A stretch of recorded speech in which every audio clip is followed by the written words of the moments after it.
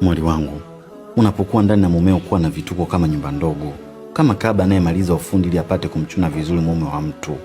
Kuwa malaya kwenye mavazi hasa kitandani. Habari za kujifanya unaheshima mpaka kitandani zikome.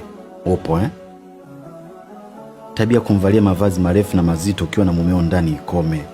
Tabia kujifanya unakaa ndani wakati mumeo anakula ikome. Sio baba yako yule kusema unamheshimu na kaa mbali naye. Mumeo akila kaa pembeni yake mchokoze kimapenzi. Mara umemshika, mara umemlisha, mara unamchambulia samaki kidogo kuondoa mwiba, mara sijui umkisi, mara sijui shike sikio. Yaani fanya vitu ambavyo yeye mwenyewe ataona raha wakati wa kula. Na nikwambie tu, usikubali hata siku moja mumeo akiwa anakula tu kwa mikono yake yeye mwenyewe. Chukua mkono wako mlishe hata matonge 3, kisi alafu muache aendelee kula. Sawa mwali wangu? Na kwenye kula kuna wanawake huwa anakosea. Chukua msala wako, kama utamtandikia mkeka sawa, lakini kwa juu tandika msala wako ili akalie. Chukua sinia lako lipambe vizuri, weka pale na kahawa ulifunika juu, anza kufunua, mlishe mumeo bibi, anakula. Lakini ni usungo mumeo kumpelekea chakula kwenye sahani tu na maji ya kunywa, alafu namwambia, "Kuna mume wangu mimi naangalia TV, ukimaliza niambie nije kutoa vyombo." Haifai mwali wangu. Unatakiwa ujitambue na utambue majukumu yako kwa mumeo, sawa? Na hapo kwenye kula unaweza ukawa unamlisha huko na lemboa macho. Yaani kama unataka kukata roho hivi. Yaani mwanamke, maliza ujuzi wako unapokuwa na mumeo ndani.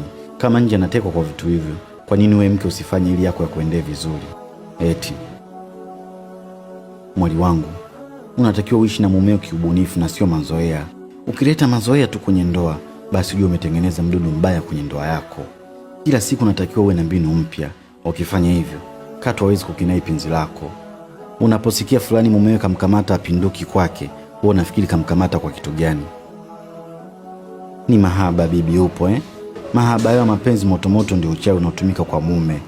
Tatizo la wanawake wengi maneno mengi nje, lakini mkiwa ndani mnashindwa kutumia wanamke wenu kujenga ndoa zenu. Usiwe hivi mwali wangu. Wenzenu yao wanaoendea kwa kuwa wanajituma wanapokuwa na mume zao ndani.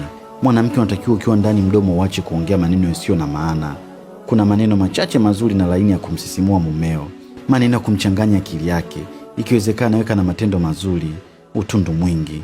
Huwa nasema kila siku, hakuna mkate mgumu mbele ya chai. Kama utasema, "Sasa nataka nimalize utundu wangu wote kwa mimi baba nimbemende, nimweke mkononi." Mbona unaweza kumbadilisha mumeo akawa vile unavyotaka wewe? Sasa usiwape nafasi watoto 2000. Unakuta vitoto vidogo tu vinamlewesha mume wako kwa vitu vya kipuuzi ambavyo wewe kwako unaviona kama vile havina maana, ila ni uchawi mkubwa kwa mwanaume. Sawa Haya, tutakutana tena kesho.